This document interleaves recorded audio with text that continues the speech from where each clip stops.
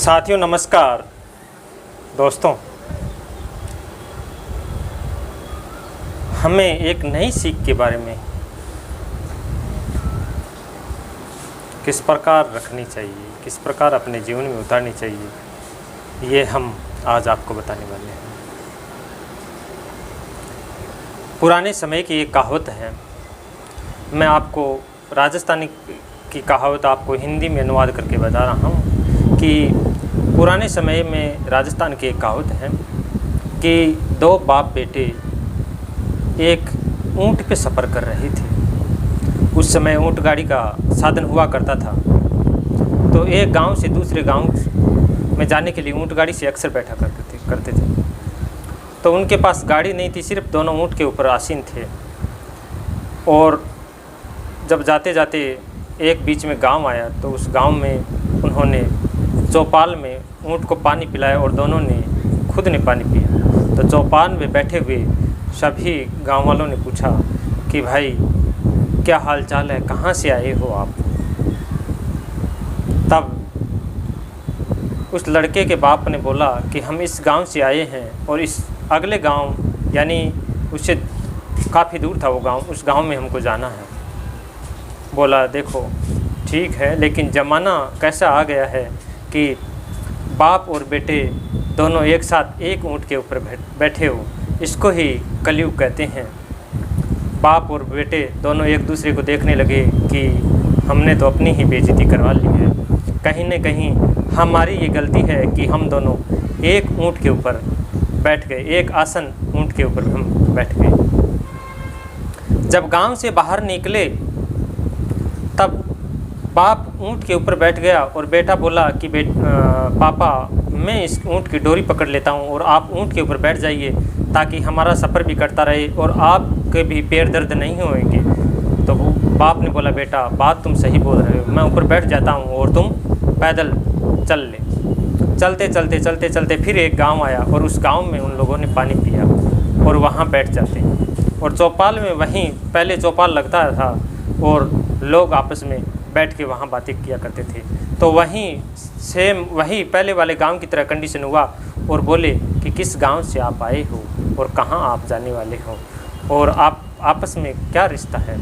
तब बोले कि हम बाप बेटे हैं, हम इस गांव से आए हैं और अगले गांव हमको जाना है। तो उन्होंने गांव का नाम और जहाँ जाने वाला जो एड्रेस बताया।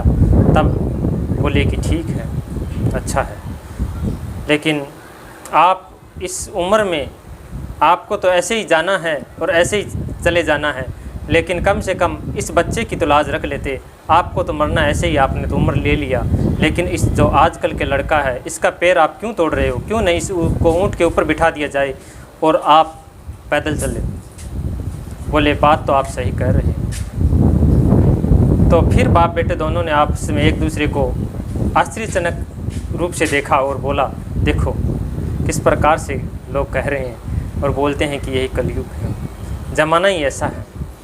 तो फिर क्या होता है कि बाप पैदल चलना चालू हो जाता है और बेटा ऊँट के ऊपर बैठ जाता है। चलते फिर एक गांव आता है, सेम वही कंडीशन होती है। चौपाल के अंदर बैठे हुए लोग पूछते हैं कि आप कहाँ से आए हो, कहाँ जाने का है। तो उन लोगों ने सब ने बताया कि इस तरीके से हम आए हैं और इस गांव से जा रहे हैं और हम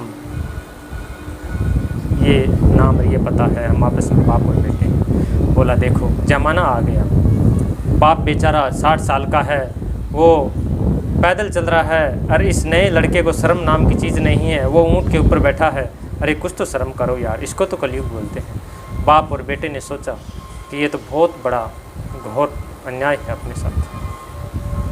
तो दोनों ने बोला कि क्या करे बेटा।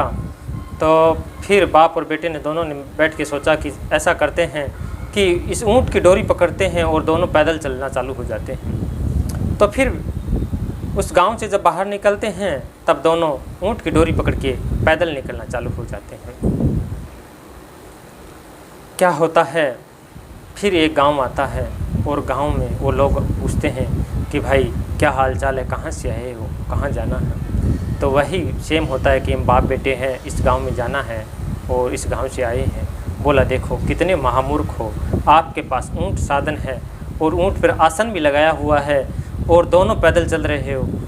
देखो आप में अक्ल वक्ल है कि नहीं कि इस धूप के अंदर, इस गर्मी के अंदर आप इस प्रकार पैदल चल रहे हैं। फिर दोनों बाप बेटे ने सोचा कि क्या करें।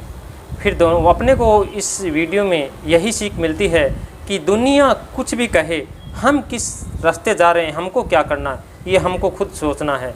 दूसरे जो बताए उनके आप रास्ते पे मत चलो, बल्कि आप खुद अपना दीपक स्वयं बनो। तथागत गौतम बुद्ध यही कहते थे। लेकिन रास्ता समानतावादी, सत्य, न्याय, निष्ठा और प्रष्टावान, धैर्य और शील, सदाचार, करुणा, मैत्री का होना चाहिए।